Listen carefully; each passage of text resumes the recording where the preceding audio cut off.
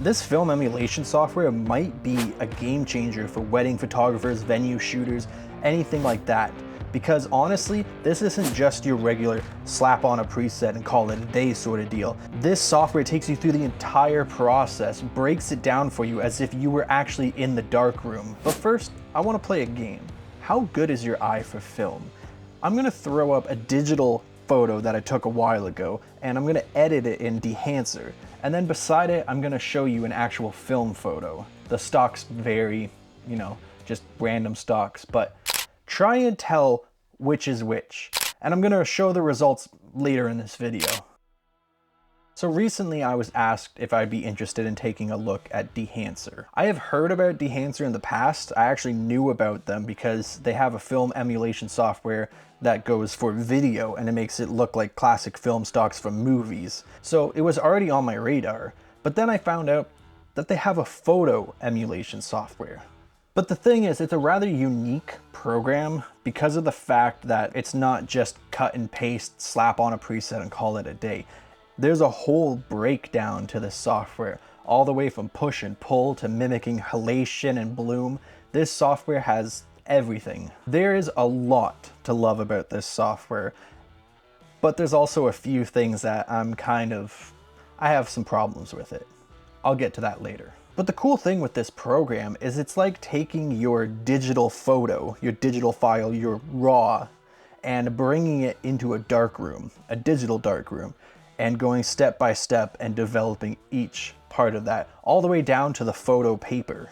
And what's great about it is it's not its own little separate program that you can just open up on your dashboard. It's actually an add-on that works with other programs. So for me, I edit all my photos in Lightroom. And now from Lightroom, I can just hit edit in Dehancer and it brings it up, and it does it in a non-destructive way. So I can always go back to my original RAW file and cancel out all of my edits and my photo will be fine. Completely non-destructive, which is fantastic. And if you don't like working in Lightroom and you have another software in mind that you normally use, well, it also works with different software, like these.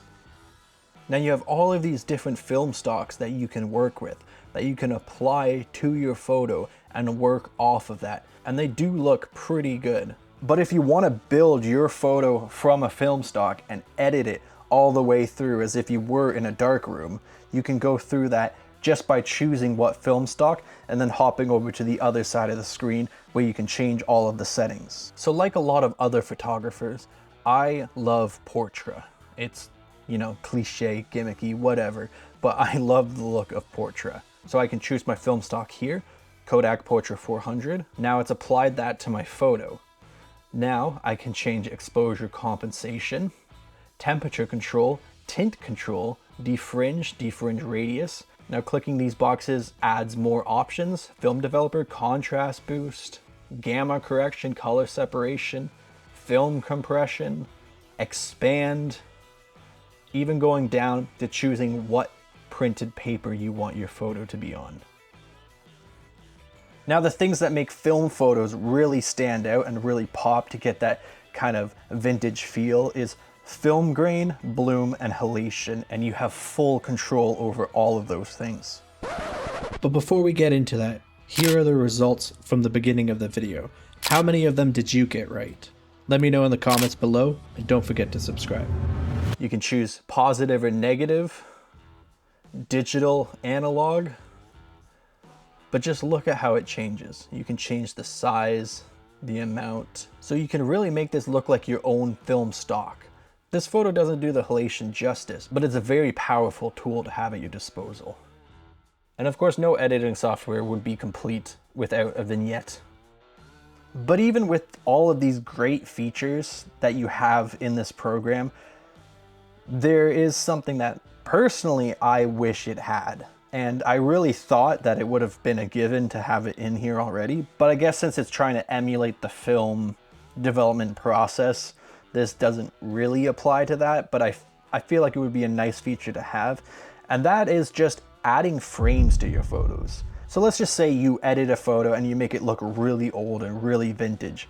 That's cool, but it would almost be cooler if you could add a border and an overlay that shows as if it was, worn out, as if it was in a World War II soldier's pocket for 4 years and it's really wrinkled and crinkly and the colors have faded and, you know, maybe you got coffee stains on it, you know, something like that. Or if you're shooting on a Polaroid, give it a little bit of a Polaroid background. Just a couple settings like that that you could slap over top of your photo.